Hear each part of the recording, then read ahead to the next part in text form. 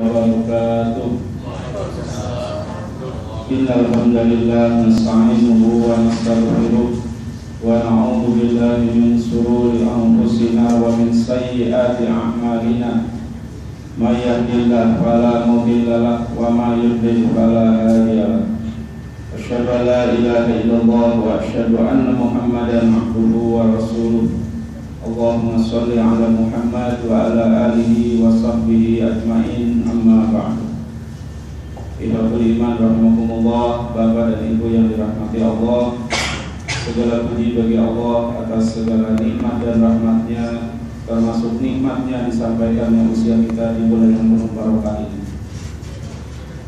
Adapun salawat serta salam kita aturkan dan kita sanjungkan kepada uswatun hasanah kita, kepada junjungan kita, idola kita, kepada orang yang paling kita rindukan syafaatnya di yaumil akhir nanti, kepada orang yang paling kita cintai melebihi cinta kita pada diri kita sendiri, kepada orang yang paling berjasa pada hidup kita, tidak lain dan tidak bukan Nabi Muhammad SAW.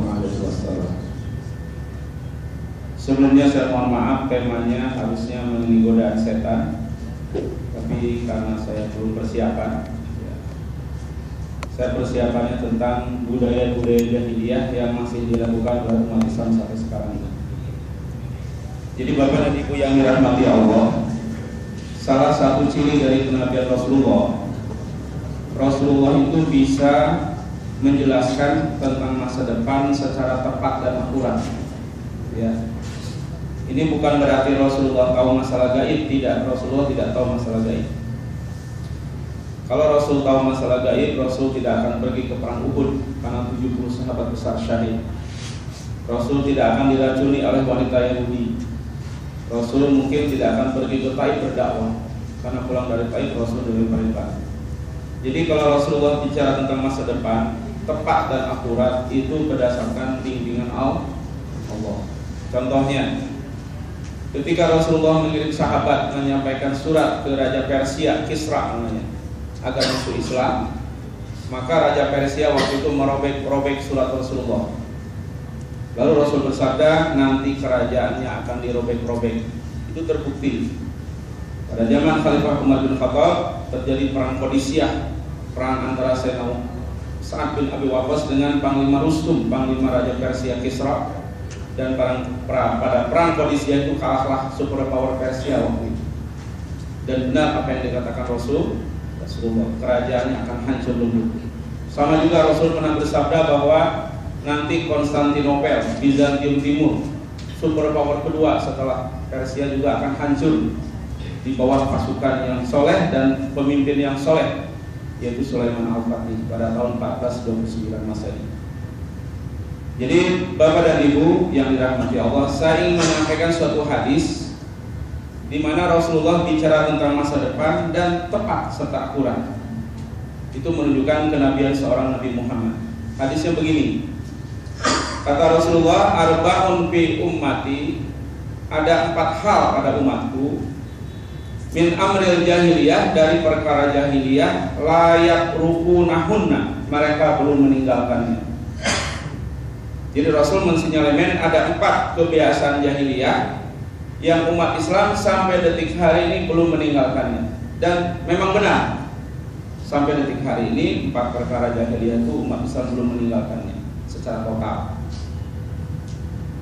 Yang pertama, kata Rasul, 4 perkara jahiliyah yang umat Islam masih melakukan sampai sekarang, dan mudah-mudahan kita bisa menghindarinya, adalah al-fakhru fil ahsab, bangga dengan keturunan, bangga dengan kedaerahan, bangga dengan nenek moyang, bahkan bangga dengan kebangsaan.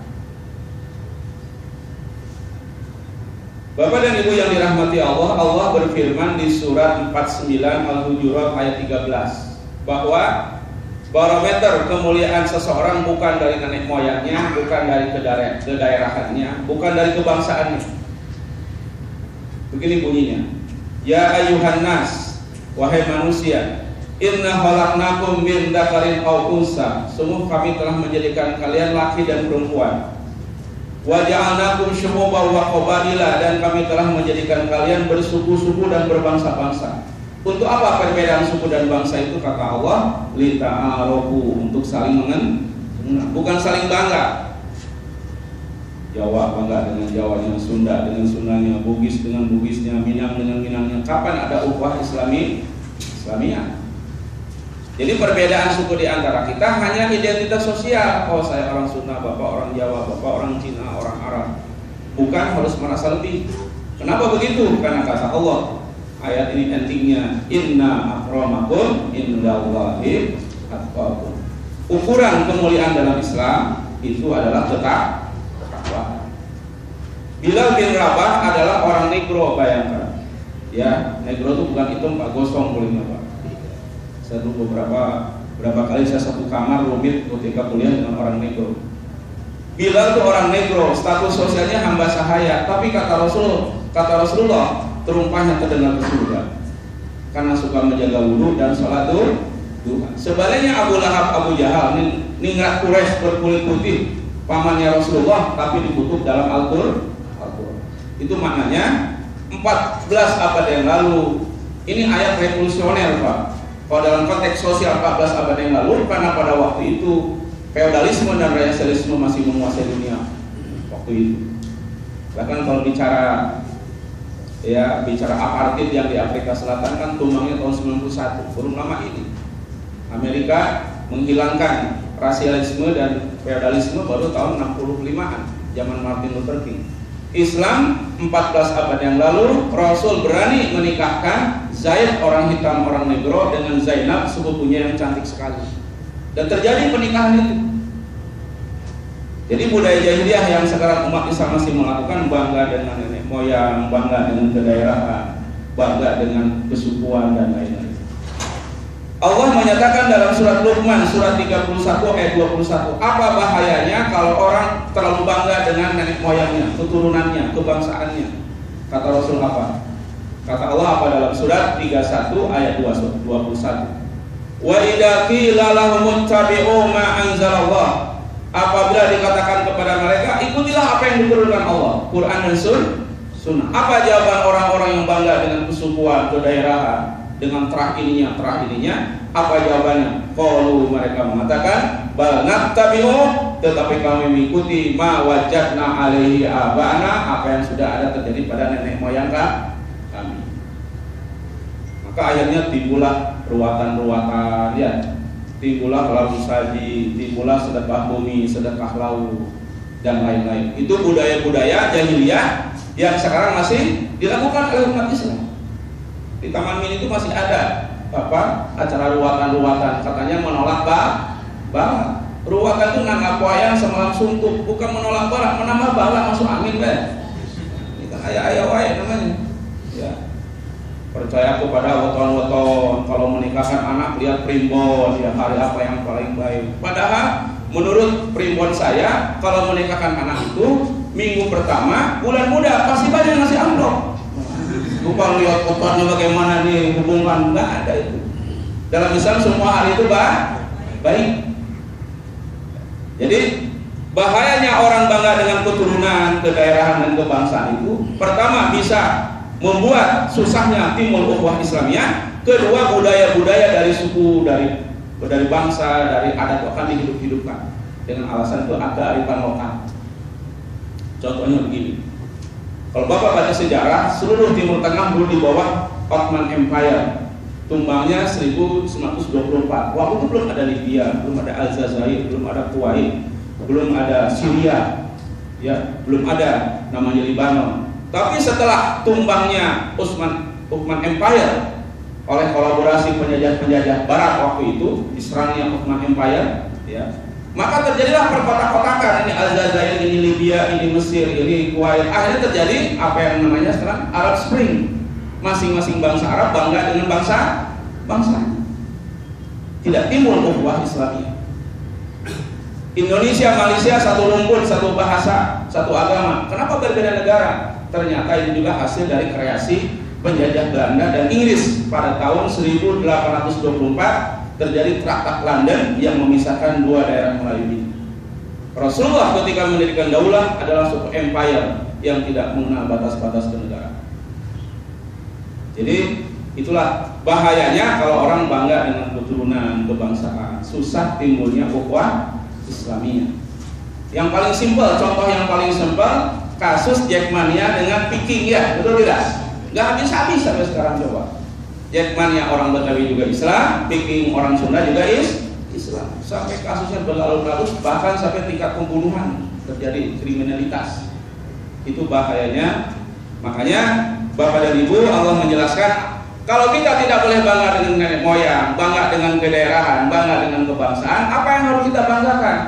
Kata Allah dalam surat Al-Imran 139, yang paling kita banggakan dalam hidup ini adalah iman dan Islam. Wala tahinu wala tahzanu wa antumul a'launa in kuntum mu'minin. Janganlah kalian merasa lemah, janganlah kalian suka bersedih hati, kamulah wahai orang beriman makhluk Allah yang paling tinggi derajatnya jika kalian orang beriman. Jadi itu saja yang membuat kita bangga adalah al-izah al-imaniyah, bukan bangga dengan keturunan, kebangsaan, kedaerahan. Ya. Jadi Bapak dan Ibu yang dirahmati Allah, itulah budaya jahiliyah yang umat Islam masih melakukan sampai sekarang ini, adalah bangga dengan kedaerahan, bangga dengan keturunan. Ya. Dulu waktu saya kuliah, ada teman kuliah itu bangga banget dengan peranan kenegaraan. Ya, bangga banget dengan, bukan silsilahnya disebutin. Saya bilang aja, saya turunan Nabi, saya terah Nabi. Dia bilang, mana ada Nabi Cianjur? Ya, ada Nabi Adam. Oh, dia diam. Kita terah turunan Nabi. Banggaan mana coba? Kalau Bapak sebagai turunan terah Mangkunegaraan dengan turunan Nabi, bangga mana? Turunan Nabi. Kita kuluhum banu Adam, kalian semua turunan Nabi Adam. Nah itu contohnya ya. Kalau orang bangga dengan terah ini timbul adalah kesombongan. Maka ada Raden, ada Kemas, ada Andi, ada Tepu, itu adalah gelar-gelar keningatan yang sebenarnya kalau kita memahami surat 49 ayat 13 tidak usah pakai hal seperti itu. Karena kalau orang sudah merasa darah biru, ada yang darah biru di sini? Berarti turunan Spidol. Tidak ada darah biru ya. Kalau orang merasa turunan darah biru, timbul ada merasa lebih dari orang lain. Kata Rasulullah, al-kibru batarul haq wa ghamdun nas. Sombong itu adalah menolak kebenaran dan menghinakan manusia. Gitu ya. Sekali lagi kalau kita ada embel-embel gelar-gelar feodal zaman dulu gak usah dipakai. Ya, karena itu budaya jahiliyah. Bapak dan Ibu yang kedua, yang dirahmati Allah, yang kedua, budaya jahiliyah yang umat Islam masih melakukan sampai sekarang adalah watta'nu fil ansab, menghina nasab. Anak preman, anak penzina, anak koruptor, itu kadang-kadang suka ada bahasa seperti itu. Atau maksud watta'nu fil ansab ini adalah memberikan stigma negatif kepada daerah tertentu, suku tertentu ya. Contohnya kita sering dengar Sunda matre, itu ya. Saya orang Sunda. Sunda itu matre katanya ya. Orang Betawi doyan kawin. Padahal orang Sunda juga banyak yang doyan kawin. Ya, terus orang-orang Padang pelit katanya ya. Pada banyak teman saya orang Padang nggak pelit kok. Kalaupun ada orang Padang pelit itu oknumnya, bukan seluruh orang Padang pelit. Betul nggak orang Padang? Ada orang Padang di sini? Tidak semua orang Padang sampili ya. Tahu sampili? Atau orang Madura kasar katanya ya. Banyak saya teman orang-orang Madura orangnya lembut-lembut. Jadi memberikan stigma negatif kepada suku tertentu itu juga merupakan budaya jahiliyah. Kata Rasulullah, kullu mauludin yuladu alal fitrah. Setiap anak itu lahir dalam keadaan suci dan bersih, tidak terkait dengan perilaku kaumnya, tidak terkait dengan perilaku daerahnya atau sukunya. Contohnya, saya tanya ke Bapak dan Ibu, siapa bapaknya Nabi Ibrahim? Apakah orang soleh? Bapak Nabi Ibrahim adalah tokoh yang menyembah berhala, bahkan Azar bapaknya Nabi Ibrahim pembuat berhalanya. Apa kita katakan kepada Nabi itu anak seorang pembuat berhala? Tidak, Nabi Ibrahim seorang Nabi yang soleh, tidak terkait dengan perilaku orang tuanya. Tapi yang paling mudah siapa? Ayah ibunya Rasulullah, Aminah Abdullah itu dua-duanya masuk neraka karena menyembah berhala. Itu contoh bahwa tidak boleh kita mengaitkan karakter seseorang dengan sukunya, dengan bangsanya, dengan daerahnya. Kadang-kadang yang dilihat itu sudah sudut pandang negatif. Makanya kalau Bapak dan Ibu baca Sirah Nabawiyah, Rasulullah itu punya istri seorang Yahudi. Siapa istri Rasulullah? Orang Yahudi, Sofia. Tapi apakah Sofia setelah menjadi istri Rasul berkarakter Yahudi? Tidak, menjadi wanita soleha. Rasulullah punya istri seorang Kristen, Maria Kiptiah, orang Mesir. Apakah Maria Kiptiah setelah masuk Islam, setelah menjadi istri Rasul, masih membawa budaya-budaya Kristen? Ya tidak. Maria Kiptiah terkenal seorang wanita soleha. Maka Bapak dan Ibu yang dirahmati Allah, sekali lagi, budaya-budaya memberikan label-label negatif kepada suku daerah tertentu itu adalah budaya jahiliyah yang juga ini akan menghambat ukhuwah Islamiyah. Dan itu masih terjadi sampai sekarang begitu ya, budaya-budaya seperti itu. Yang ini sangat tidak Islami. Bapak dan Ibu yang dirahmati Allah, yang ketiga yang ini juga masih terjadi sampai sekarang, dan ini ingin saya elaborasikan lebih jauh lagi, adalah wal istisqa'u bin nujum. Budaya jahiliyah yang keempat, yang ketiga yang umat Islam masih melakukan adalah minta hujan dengan perbintangan, atau dalam kata muhaddisin ahli hadis maksudnya adalah horoskop dan zodiak. Betul apa betul? Kayaknya kita perlu sama-sama coba nasuha ya. Karena kebanyakan kita ketika ABG dulu percaya dengan horoskop. Saya lulusan pesantren, ketika PDKT itu pakai bintang juga saya. Saya masih ingat bintang saya Aquarius. Padahal itu syirik.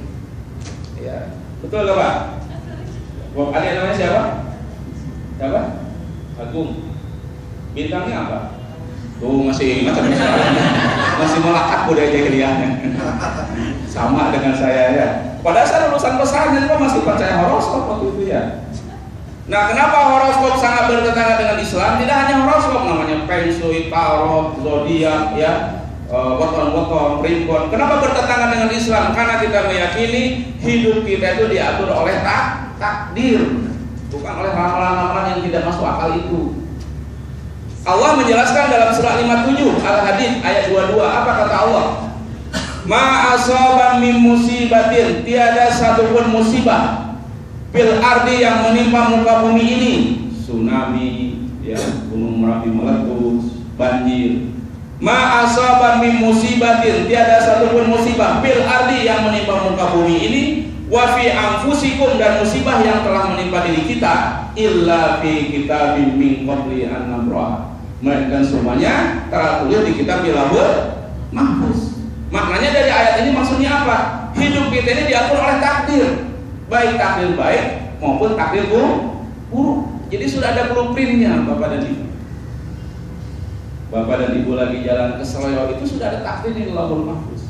Dari musibah terkecil, Bapak dan Ibu lagi makan begigit lidah, itu sudah takdirnya di Lauhul Mahfuz.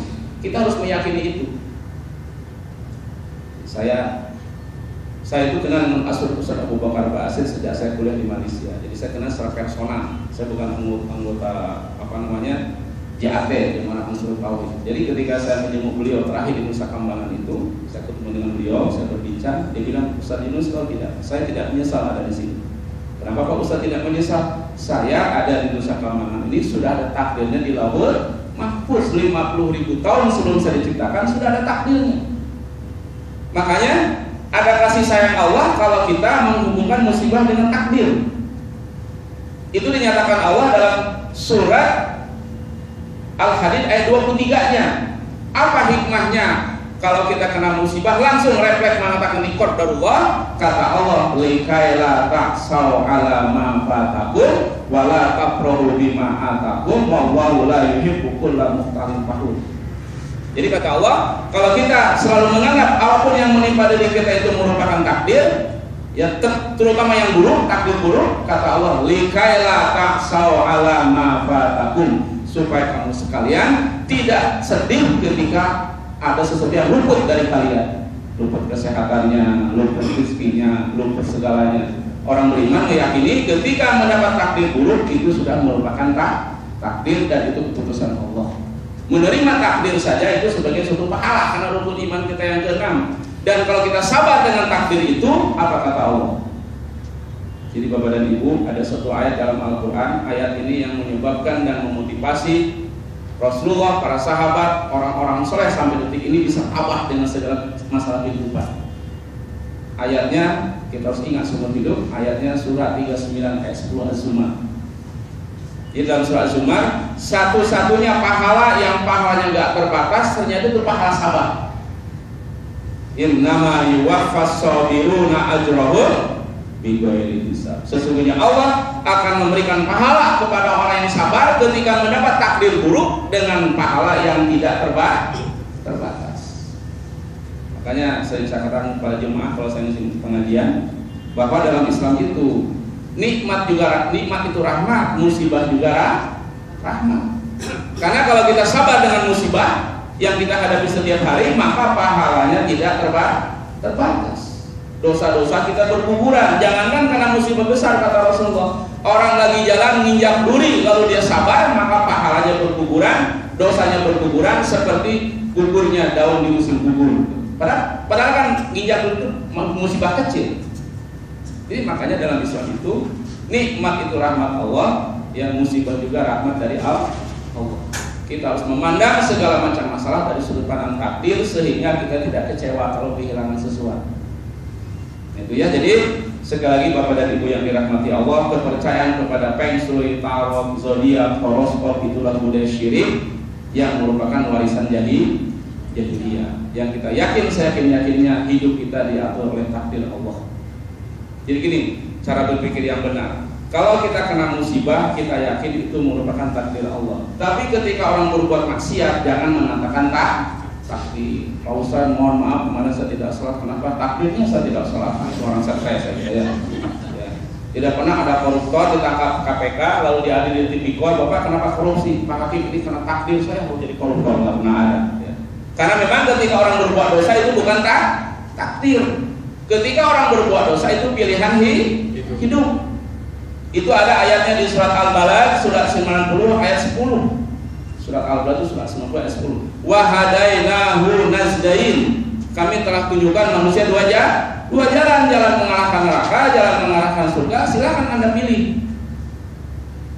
Jadi ilustrasinya begini. Ilustrasinya bahwa dosa itu bukan takdir. Ilustrasinya Pak RW bilang keluarganya, wahai warga yang terhormat, ini masih musim hujan. Tolong bersihkan selokan di depan rumahnya dan jangan buang sampah sembarangan. Lalu ketika ada warganya membuang sampah sembarangan, selokannya drainase tidak dibersihkan, terjadi banjir, itu salah siapa Pak? Bu, secara logika sederhana, itu salah siapa? Salah warga apa Pak RW? Salah warga. Jadi ketika Allah menjelaskan dalam 6.666 ayat Al-Quran dan dalam puluhan ribu hadis, Allah dengan jelas mengarahkan mana jalan mengarahkan neraka, mana jalan mengarahkan surga. Ketika ada manusia memilih jalan neraka, salah siapa? Salah manusia. Makanya dalam Islam kalau orang sudah pikun, kalau orang sudah stres atau gila, maka rufi al-qalam kata Rasulullah, diangkat catatan amalnya, tidak ditulis lagi baik dan buruknya. Karena perangkat untuk memahami kebenaran sudah error. Itu keadilan dalam Islam. Ya. Jadi Bapak dan Ibu yang dirahmati Allah, jangan sekali-kali menganggap dosa itu takdir. Dosa itu pilihan, ya, bukan sebagai takdir. Jadi Bapak dan Ibu yang dirahmati Allah, budaya jahiliyah yang ketiga yang umat Islam masih melakukan adalah wal istisqa'u bil nujum, artinya percaya dengan horoskop zodiak atau ramalan-ramalan yang lainnya. Ada satu ayat dalam Al-Quran di surah 7. Ya, surat Al-A'raf ayat 188, dan ayat ini menunjukkan bahwa Islam anti kepada perdukunan, ramalan-ramalan dan lain-lain. Begini bunyi ayat. Walau kuntu kulla amliku li nafsi naf'an wa darran. Itu ayat. Katakan wahai Muhammad, aku tidak bisa memberikan madarat manfaat untuk diriku pribadi. Jadi Rasulullah itu tidak bisa memberikan madarat manfaat, jangan kepada orang lain, kepada dirinya sendiri aja Rasul tidak bisa. Tadi saya katakan faktanya Rasul kalah di perang Uhud. Rasul awalnya kalah di perang Hunain. Rasul pernah dilemparin oleh orang Taif ketika dakwah ke sana. Rasul pernah diracuni oleh wanita Yahudi. Bahkan ada penelitian bahwa salah satu penyebab Rasul itu meninggal dia kena racun dari wanita Yahudi. Jadi basicnya Rasulullah itu tidak bisa memberikan madarat manfaat illa masya Allah, kecuali kalau Allah menghendaki. Nah kalau Allah mengatakan Rasulullah tidak bisa memberikan madarat manfaat untuk dirinya pribadi, apalagi Joko bodoh, orang bodoh. Ya. apalagi gendang pamungkas orang gendang, apalagi dukun-dukunnya lain, apalagi keris keramat, apalagi kuburan keramat, apalagi batu akik, tidak bisa memberikan madarat manfaat. Ini saya kalau bicara batu akik biasanya bapak langsung dilipat batu akik, jangan dulu dilipat Pak. Kalau batu akik hanya sekedar hiasan, tidak ada masalah. Innallaha jamil yuhibbul jamal, Allah indah suka indah. Bahkan ada ayat yang menunjukkan dalam Islam itu tidak ada kuburan keramat. Tidak pernah ada kisah sahabat kalau sedang punya masalah datang ke kuburan Rasul lalu nangis-nangis lalu minta barokah ke kuburan itu. Padahal muliaan mana Rasul dengan wali songo?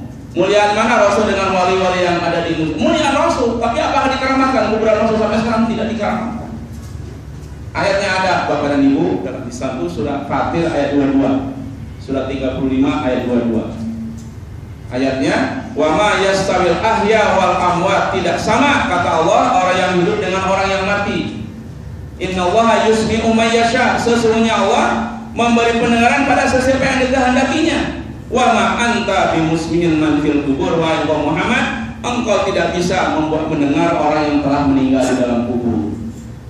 Wa ma anta di sini kepada Rasulullah. Logikanya apa Bapak dan Ibu? Kalau Rasulullah tidak diberikan kemampuan membuat mendengar apa yang di dalam kubur, apalagi ustaz, oknum ya, oknum ustaz, oknum kiai, oknum ajengan yang membawa jemaah berbis-bis datang ke kuburan keramat, biasanya kuburan wali-wali termasuk wali songo ya, lalu bertabaruk, minta barokah ke situ, ya, minta jodoh, minta pangkat, minta rezeki, padahal orang yang telah meninggal dan tidak bisa memberikan mudarat manfaat. Jadi jangankan bertawasul kepada Syekh Abdul Qadir Jalani, bertawasul kepada Rasul itu nggak boleh. Kalau kita berdoa langsung kepada Allah, iyyaka na'budu wa iyyaka kita berdoa begini, ya Rasulullah saya sedang kesulitan sekarang, tolonglah ya Rasulullah, itu nggak boleh dari sudut pandang akidah. Karena kita meyakini kita berdoa dan meminta hanya pada Allah. Tapi orang Indonesia sedikit-sedikit Syekh Abdul Qadir Jalani ya, sedikit-sedikit Syekh Abdul Qadir Jalani. Bukan salah Syekh Abdul Qadir Jalani ya, tetapi salah adalah orang yang mengkultuskannya. Jadi akhirnya ittakhadhu rubbanahum arbaban min dunillah, mereka menjadikan rahib-rahibnya, tokoh-tokoh agamanya Tuhan-Tuhan selain daripada Allah.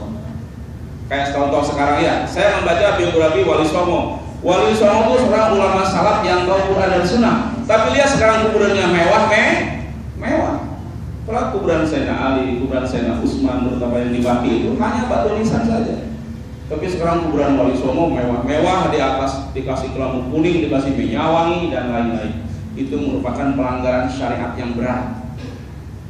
Jadi membangun kuburan itu perbuatan jangankan dibaguskan, ngasih keramik aja sebenarnya nggak boleh dalam sudut pandang fikih Islam itu, yaitu melanggar sunnah. Makanya kuburan para sahabat yang sangat mulia itu baik di Makkah, di Mekah maupun di kuburan Baqi itu hanya batu nisan. Maka kemarin Raja Saudi itu meninggal juga hanya batu nisan. Itu yang sunnahnya. Di Indonesia kalau kita masuk kuburan kelihatan status sosial almarhumah ya. Wah, kalau mantan pejabat orang kayak bagus kuburannya, dikasih atap, dikasih kursi, akhirnya kuburannya kayak kuburan orang Cina ya. Nah, ini pelanggaran syariat yang berat. Jadi Bapak dan Ibu yang dirahmati Allah, kita dalam al-aqidah as-shahihah kita mengatakan la nafi'a wa la dharra illallah. Tidak ada yang memberikan mudarat manfaat melainkan Allah. Itu harus tertanam dalam hati kita. Ya, termasuk setan tidak bisa memberikan mudarat manfaat. Karena faktanya banyak orang Indonesia sampai sekarang lebih takut kepada setan daripada Allah. Betul nggak Bapak dan Ibu? Betul tidak? Saya ingin ngecek akidahnya nih. Benar nggak akidah Bapak dan Ibu di sini? Bapak dan jangan ada dusta di antara kita. Jawab ya. Bapak dan Ibu lebih takut Allah apa setan? Lebih takut Allah apa setan? Yakin? Bu, lebih takut Allah apa setan Bu? Yakin Bu? 100%. Bagaimana kalau Bapak dan Ibu jalan sendiri tengah malam lewat kuburan, takut siapa? Oh Allah, nggak pede jawabannya. Kayaknya ada dosa di antara kita deh. Nah itu ya. Jadi la nafi'a wa la dharra illallah, itu terhujan dalam hati kita. Tidak ada yang bisa memberikan mudarat manfaat melainkan Allah. Setan itu tidak bisa. Apalagi setan makhluk yang dikutuk Allah tidak bisa memberikan mudarat manfaat. Tapi kebanyakan orang Indonesia lebih takut setan daripada Allah. Nah ini akidah berarti ada yang salah. Betul gak Bu? Sekarang saya nanya lagi ke ibu, ibu lebih takut Allah apa setan? Yang benar. Kalau ibu lewat sendiri tengah kuburan lagi hujan lebat, tengah malam takut siapa? Oh, agak beda dari yang tadi. Tadi mah pede, sekarang nggak pede. Nah itu ya. Nah yang ketiga, dan ini juga masih terjadi Bapak dan Ibu yang dirahmati Allah, budaya jahiliyah yang umat Islam masih melakukan sampai sekarang adalah an-niyahah, meratapi orang yang telah meninggal. Dalam Islam, dalam sunnahnya takjiah atau masa berkabung itu hanya tiga hari, tidak lebih dan tidak kurang. Ya, sekarang 7 hari, 40 hari, 100 hari, 1000 hari, bahkan diulang-ulang sampai setiap tahun ini namanya dihaul-haul. Itu budaya jahiliyah. Itu akulturasi dan sinkretisme antara Islam, Hindu dan Konghucu sebenarnya. Ya, itu dalam materi perkuliahan saya pernah mengajar namanya comparative religion, perbandingan agama. Jadi budaya yang terjadi di Indonesia seperti itu akulturasi dan sinkretisme antara 3 agama, Konghucu, Hindu dan Islam. Ya. Terjadilah budaya-budaya seperti itu. Padahal ketika Ja'far bin Abi Thalib, ya sepupu Rasul, meninggal di perang Mu'tah. Perang Mu'tah itu perang melawan Romawi. Jadi bayangkan, Rasulullah baru mendirikan daulah sekitar 4 tahun berani melawan superpower Romawi. Namanya perang Mu'tah. Ya. Dalam perang Mu'tah syahidlah Ja'far bin Abi Thalib. Apa kata Rasul? Wahai para sahabatku, Ja'far telah syahid. Berikanlah bantuan pada keluarga Ja'far, moral dan material. Sekarang orang yang kena musibah harus mengeluarkan uang yang tidak sedikit. Jelas ini budaya jahiliyah yang sangat bertentangan dengan nilai-nilai Islam. Sehingga kemarin di kampung ada saudara saya meninggal, orangnya miskin, banyak hutangnya, ngutang lagi karena harus untuk merayakan hari-hari ke-7, 40, ke-100 dan lain. Jadi itu budaya jahiliyah yang umat Islam masih melakukan. Ada satu hadis ya, Rasul bersabda agar kita tidak niyahah. Jadi dalam sunnahnya Bapak dan Ibu, kalau kita ditinggalkan orang yang kita cintai, batas maksimal yang dibolehkan dalam Islam itu hanya berlinang air mata.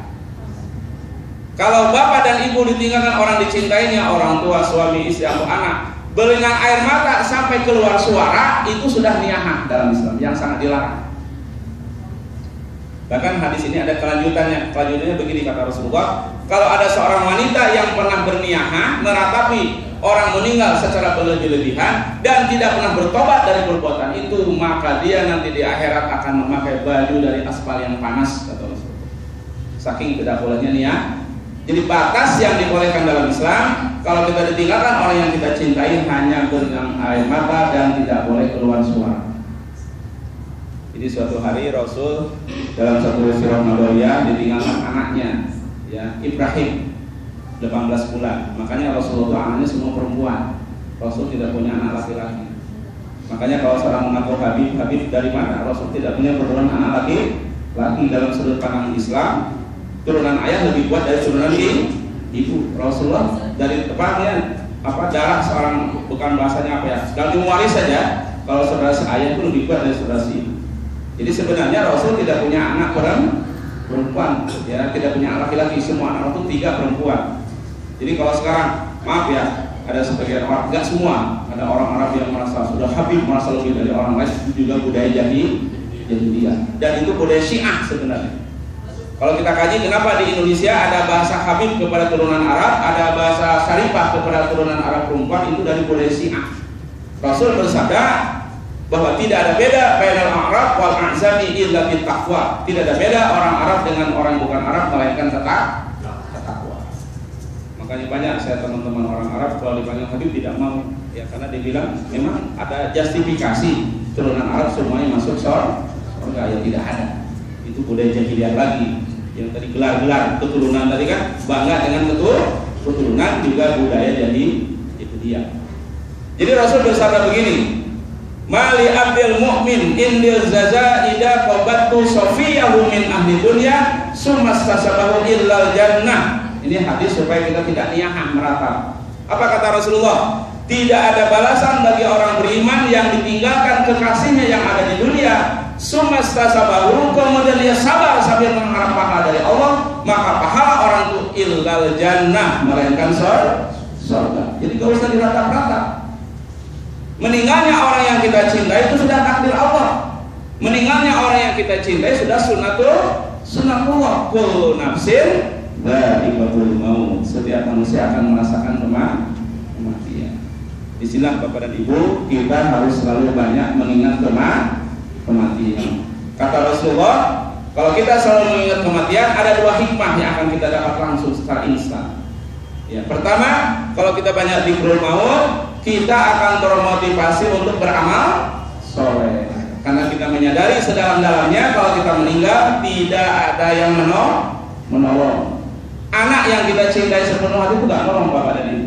Dalam hadisnya, wa waladin sholih yaqulah, anak soleh yang sekedar mendoakan. Saya yakin kalau Bapak Ibu meninggal, anak sedih ya, pasti sedih.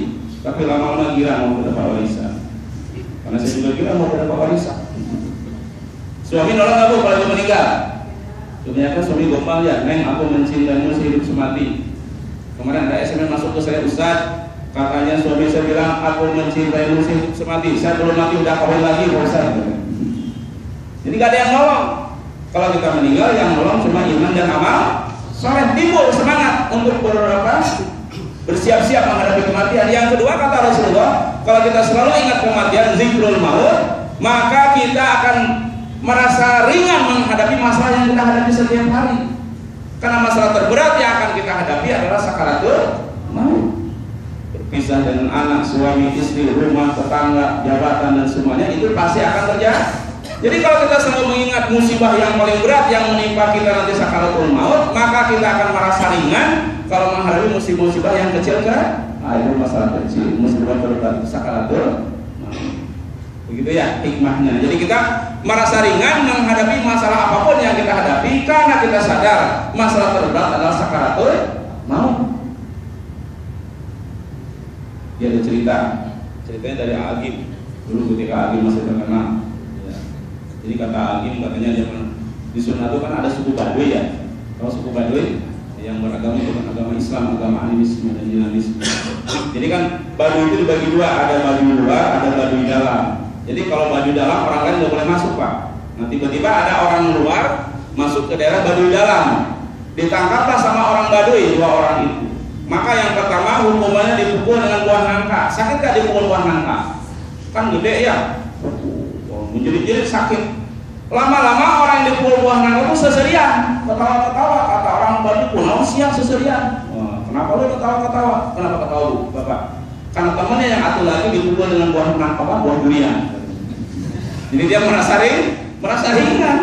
Awalnya menjerit-jerit, lama-lama ketawa-ketawa karena teman yang atuhnya dipukul dengan buah durian. Nah itu maksud dzikrul maut kata Rasulullah. Kalau kita selalu ingat kematian, maka kita akan merasa ringan menghadapi masalah setiap hari.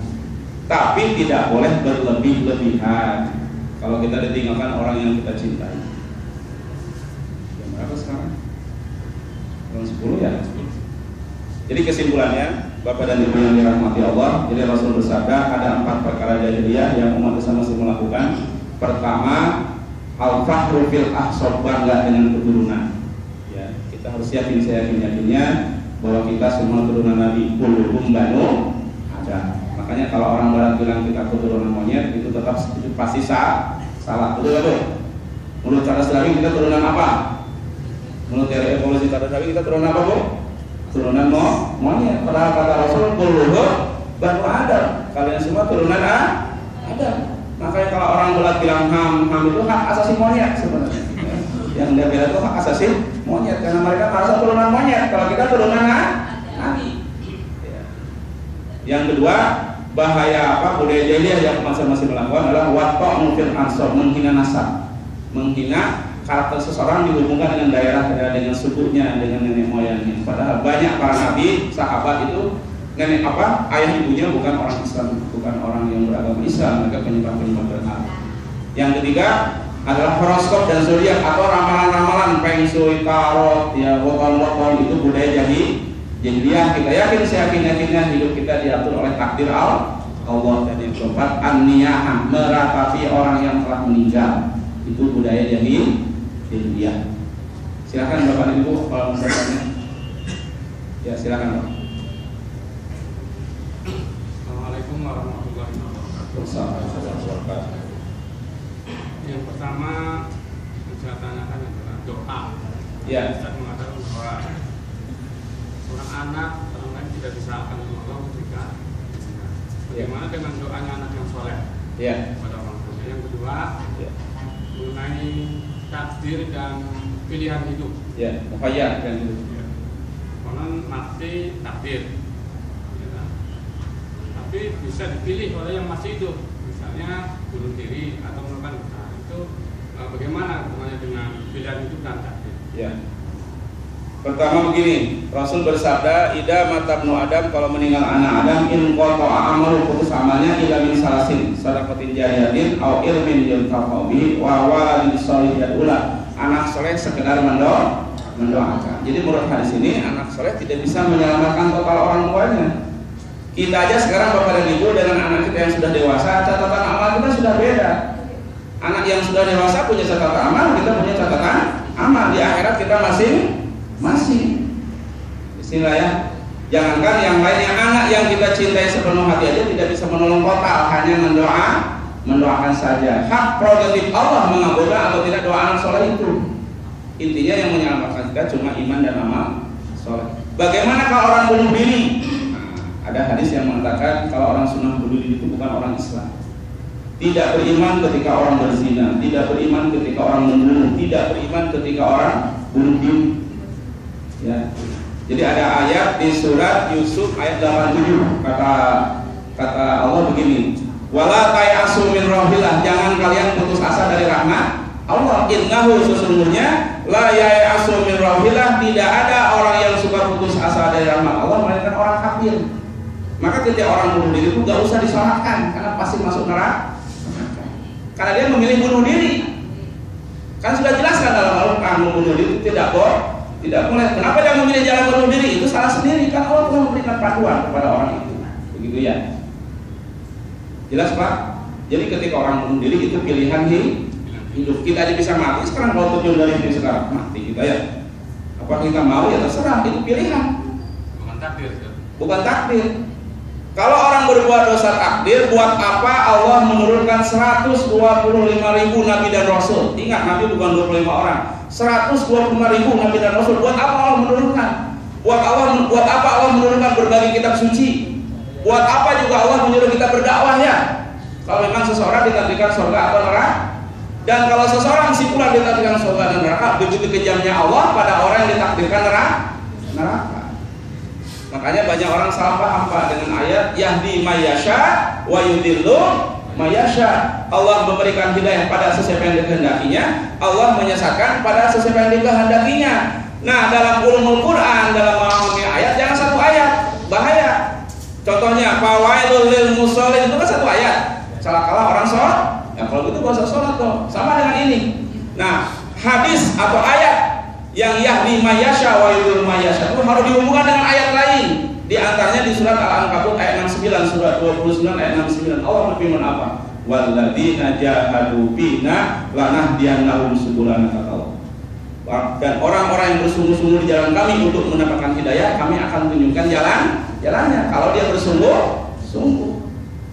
Jadi yahdi mayyasha wa yudhillu mayyasha itu pemahaman yang harus komprehensif, dihubungkan dengan ayat lain bahwa hidayah itu bukan takdir tapi pilihan. Atau di surat Al-Insan surat 76 ayat 3 ada ayat begini, inna hadainahu sabila imma syakira au imma kafura, kata Allah. Aku telah tunjukkan jalannya di Quran dan Sunnah. Ada yang kafir mengingkari, ada yang menerima. Jadi ketika orang masuk neraka itu bukan takdir tapi pilihan hidup. Jelas Bu ya? Jangan menyamakan takdir dengan dosa, itu beda. Dua hal yang berbeda. Ada yang bertanya lagi? Ya Bu, silakan. Jahiliyah di masa sekarang ada juga yang bukan disulit terus ke ustaz, minta amalan doa. Iya. Ya. Didoakan supaya dimudahkan. Ya. Nah setelah itu ternyata benar dimudahkan. Ya. Tapi jadi percayanya adalah kalau misalnya sulit harus ke ustaz. Iya. Nah, itu seperti apa? Gini, tawasul itu boleh dalam Islam, bahkan dianjurkan. Tapi tawasul dalam 3 hal dibolehkan. Pertama, tawasul dengan amal soleh kita masing-masing. Ingat gak? Ketika zaman dahulu kata Rasul ada orang terperangkap dalam gua ya. Kenapa dia bisa selamat dari gua itu tertutup batu? Ingat gak hadisnya? Dia bertawasul dengan amal soleh yang sangat-sangat besar pahalanya. Akhirnya Allah menyelamatkannya. Yang kedua, bertawasul boleh dengan orang soleh yang masih hidup, itu boleh. Para sahabat banyak menghadapi kesulitan, datang ke Rasul minta didoakan Rasul dikabulkan. Ya, tapi yang masih hidup kalau sudah meninggal tidak boleh. Tadi ayatnya ada surat 35 ayat 22 bahwa orang yang meninggal, orang yang hidup tidak akan bisa mendengar orang yang telah meninggal. Yang ketiga, tawasul yang dibolehkan adalah dengan Asmaul Husna. Jadi kalau kita berdoa disunahkan memuji Allah dulu, ya Rahman, ya Rahim, ya Karim, ya Muhaimin, ya Muntaqim, baru kita berdoa. Tawasul selain daripada itu sudah syirik. Minta jimat kepada seorang ustaz, ya, minta apa? Minta isim kata orang Sunda, atau datang ke kuburan keramat, ya, atau minta diberikan keris pusaka, ya, benda-benda pusaka itu sudah masuk syirik. Jadi tawasul sangat dianjurkan. Pertama kepada orang yang soleh yang masih hidup, ya. Kedua kepada amal soleh kita yang, jadi kita sedang punya masalah berat, umpamanya tahun yang lalu kita pernah menolong orang yang kepepet, padahal kita sendiri memerlukan uang itu, kita boleh bertawasul. Ya Allah, saya sedang menghadapi kesulitan tahun lalu, ya Allah saya telah menolong orang dengan keikhlasan saya, mengharapkan pahala dari Engkau, sekarang lepaskan saya dari kesulitan.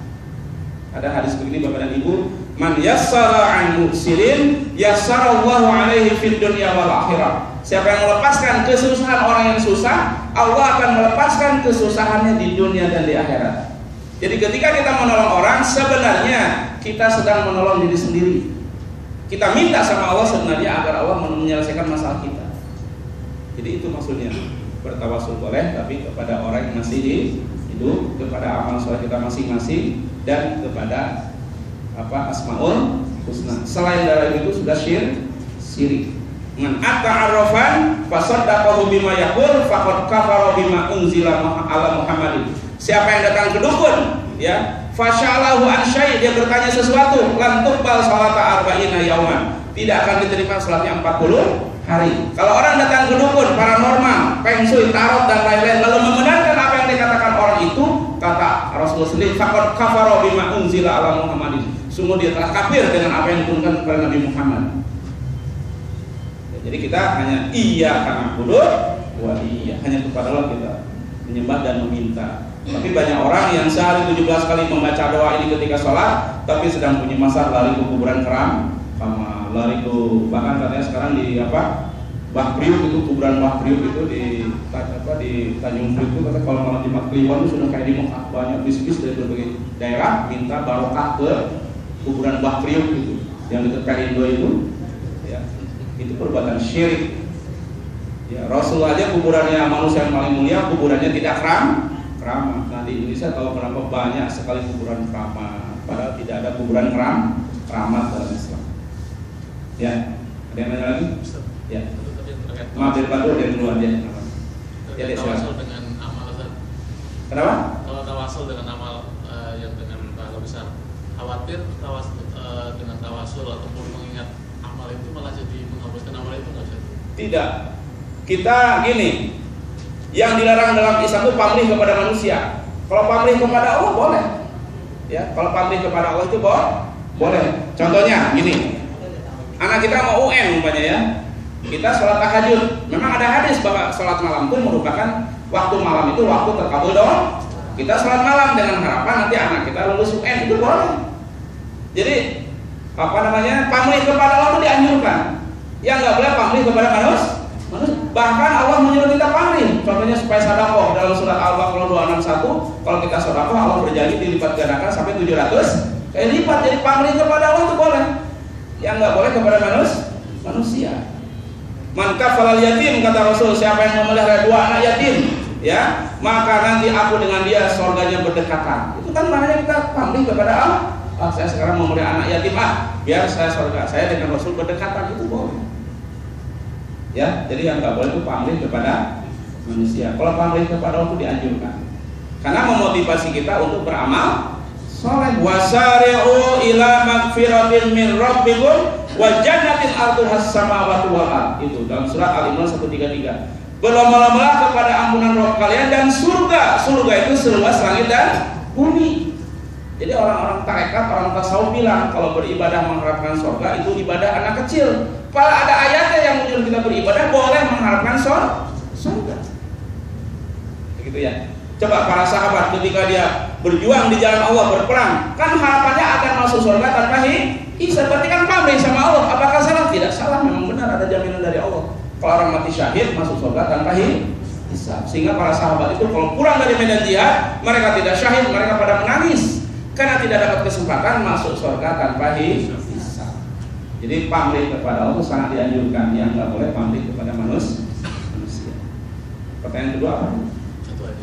Satu aja. Bapak mau nanya aja. Bagaimana ziarah kubur yang sesuai dengan sunnah? Ya. Ziarah kubur yang sesuai sunnah motivasinya cuma satu kata Rasulullah. Wa idza arada ayyazurul kubur falyazur fa innaha tudzakiru bil akhirah. Kalau engkau berziarah kubur, ziarahlah kata Rasulullah. Karena ziarah kubur mengingatkan kita kepada rumah masa depan kita, yaitu akhirat kuburan. Jadi motivasi satu-satunya kalau kita mau ziarah kubur, dzikrul maut, hanya mengingat kematian. Tidak ada satupun dalil bahwa kalau doa di atas kuburan doanya makbul, tidak ada. Jadi yang terbaik mendoakan orang tua kita bukan di atas kuburan. Habis sholat tahajud ya, habis setiap sholat itu waktu-waktu terkabul doa. Jadi motivasi satu-satunya kalau kita datang ke ziarah kubur itu hanya dzikrul maut. Nah ini tidak, orang ke ziarah kubur bawa kembang, ya, bawa air, kembang ditaburi. Saya pernah menemukan ayat, memang ada ayatnya. Ya.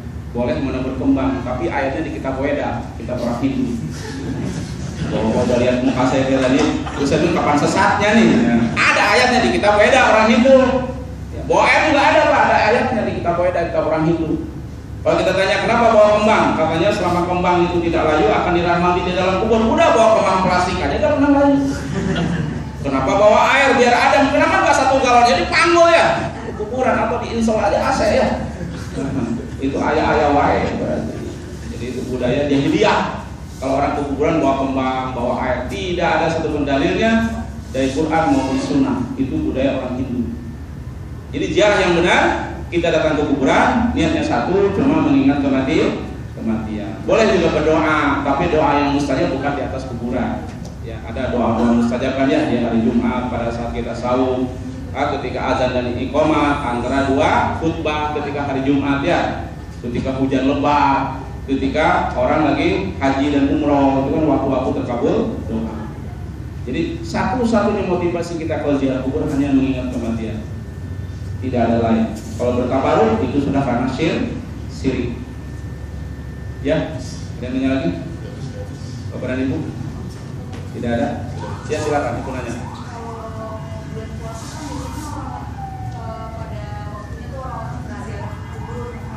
Iya, nyekar. Itu maksudnya saya masih bingung kenapa orang-orang itu berziarah kubur pada saat mau bulan puasa aja. Nah itu tergantung nawaitunya. Kalau nawaitunya ziarah kubur mengingat kematian sunnah. Kalau nawaitunya ziarah kubur hanya ada, tidak ada perintahnya dari Quran dan Sunnah. Kita harus nyekar ke kuburan orang tua kita sebelum Ramadan atau nanti Idul Fitri, tidak ada.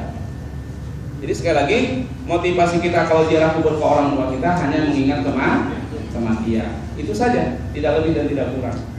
Jadi budaya nyekar itu sebenarnya bagus, tapi tinggal nawaitunya dirubah saja. Wah, orang nyekar itu hanya mengingat kematian, bukan apa? Diharuskan dalam Islam, tidak ada perintahnya. Harus nyekar sebelum Ramadan, nanti setelah Idul Fitri, tidak ada perintah dan tidak ada sunnah. Rasul tidak pernah melakukan itu. Hanya adat yang ada di Asia Tenggara itu saja. Ya, jelas? Tuntas? Udah linas, Quran itu petunjuk bagi manusia yang masih hidup. Ada dalilnya memang bahwa kalau baca Yasin hari Jumat di atas kuburan itu akan meringankan yang di dalam kubur, tapi hadisnya maudhu, palsu.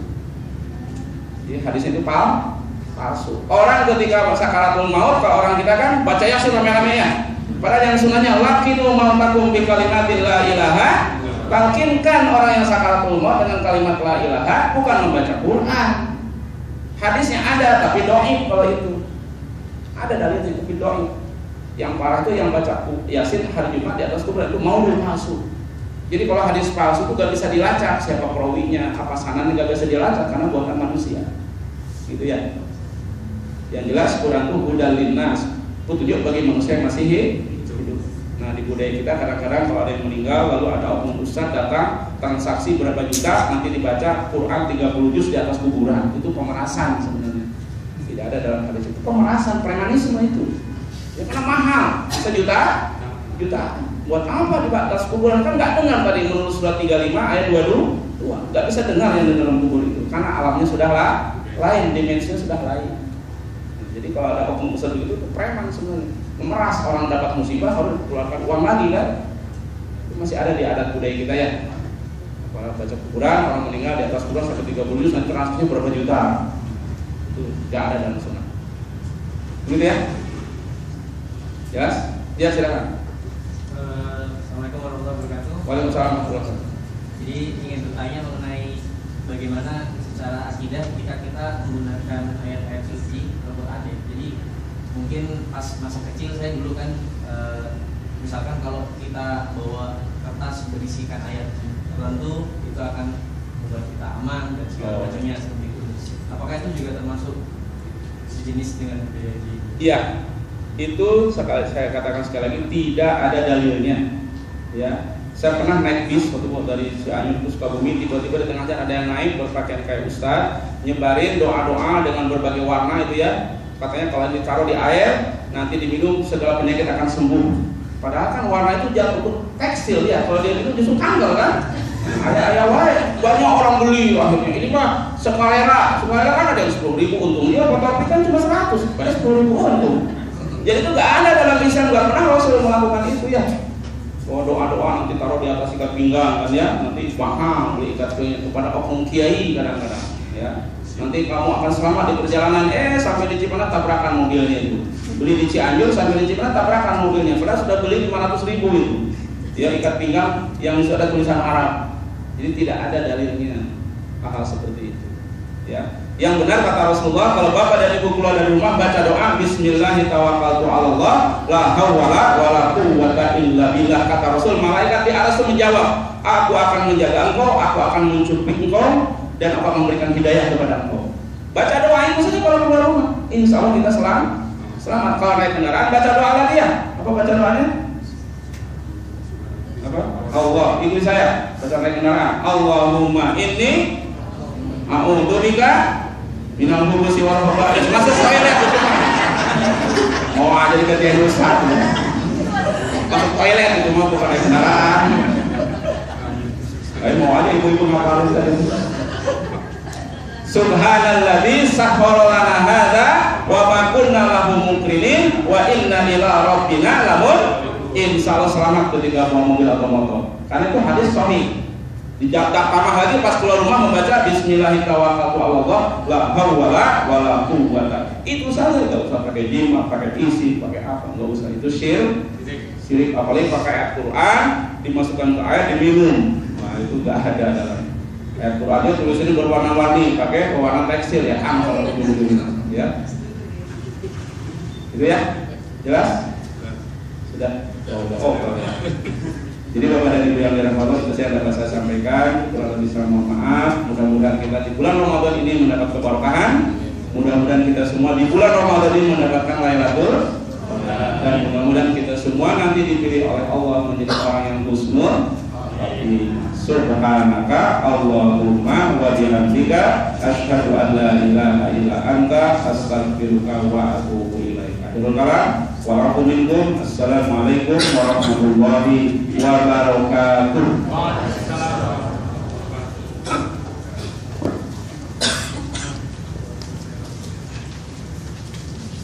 Banyak sama-sama.